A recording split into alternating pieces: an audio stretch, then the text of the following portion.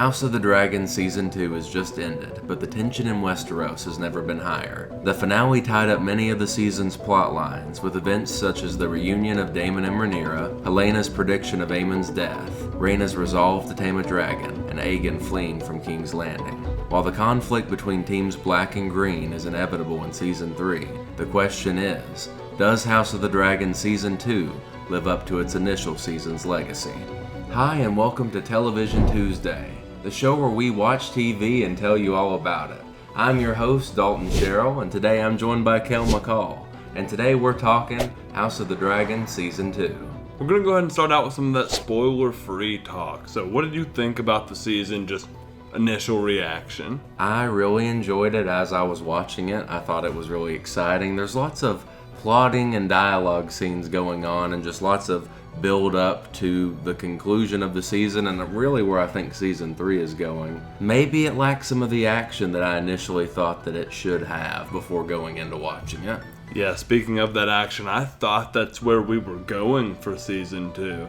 And so I think really Season 3 is going to be what fans thought Season 2 was going to be, because I really do love Season 2. I think Season 2 was great, but I did expect more action. We don't get the action we were led to believe we were going to get from Season 1. Still a good season. Love the finale. I think the finale capped off some plots that maybe I wasn't as crazy about. Now we're going to pass that spoiler threshold and head straight into Season 2 highlights. The season starts off with the murder of Aegon's son.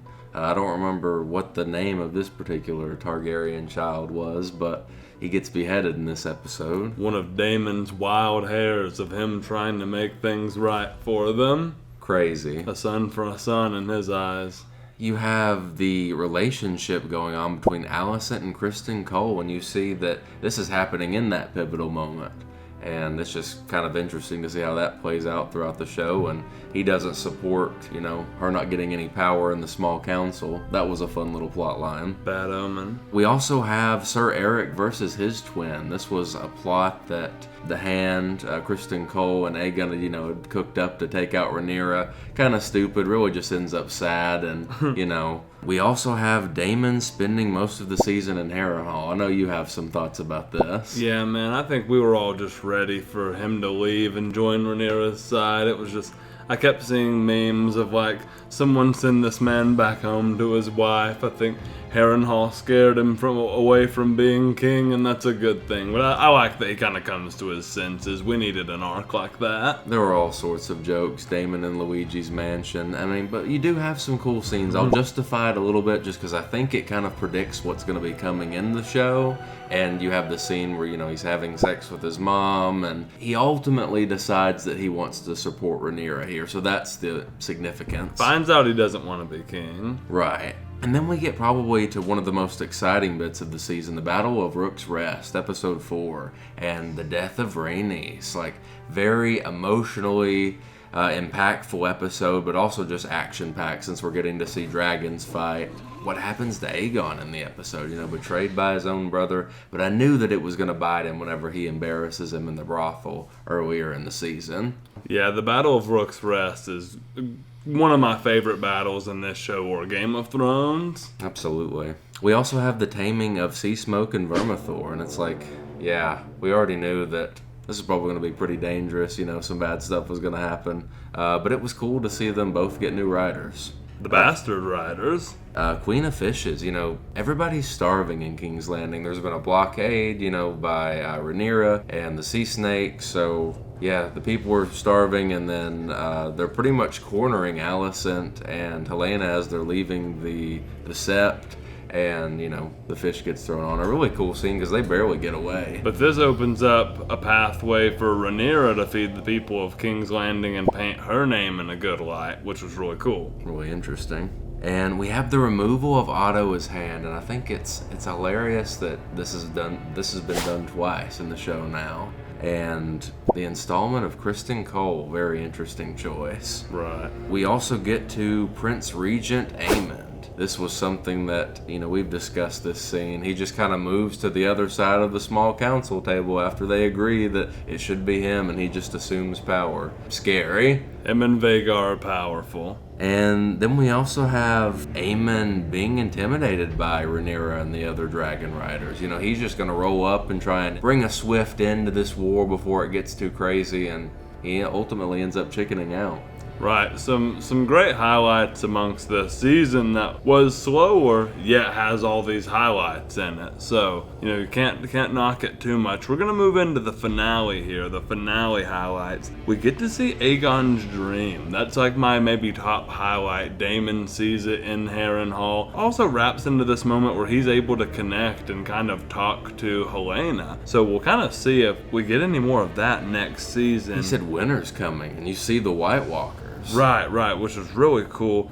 We have him raising an army in Harrenhal, and seeing him hype those soldiers up made me want to fight for Daemon Targaryen. We then move into like the reunion of Rhaenyra and Daemon, and this is great because all season we're led to think that maybe Daemon's going to try to raise up against Rhaenyra. Great to see that he's on our team. True. Because screw the Greens. If you watch my video on season 1, I'm against those high towers. Team Black all the way, baby.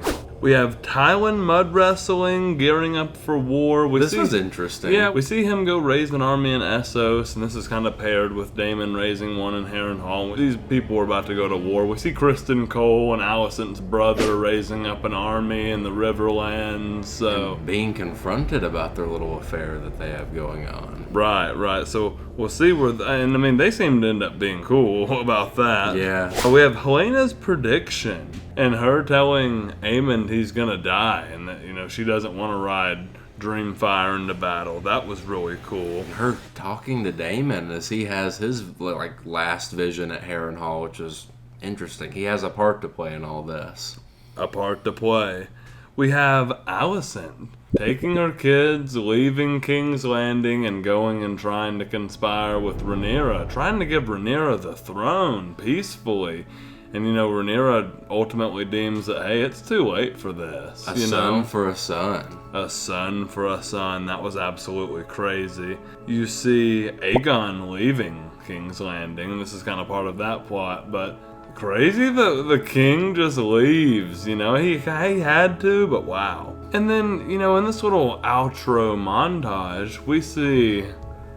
Oh, who is it? It's Otto Hightower. Guess that hand. Yeah, the one shot of Otto Hightower was whack. Ultimately, do we think Season 2 lives up to the hype?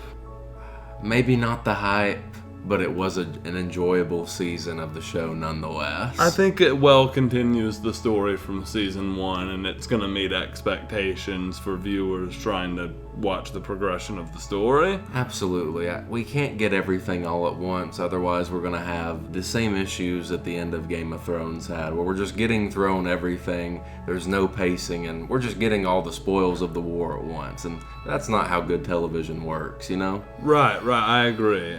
We hope you enjoyed this episode of Television Tuesday. If you did, be sure to drop a like and subscribe to the channel. We also have other episodes of Television Tuesday. We've done Game of Thrones, Invincible, all kinds of TV shows for you. We also do our sister show Studio Cinema Saturday, where we tackle films old and new, so give that a watch. We have a horror film event coming up in October. We're going to be posting 4 horror short films with the big one coming out on Halloween, so we can't wait for everyone to be keeping up with the content going on here at Studio 24. And we'll see you there.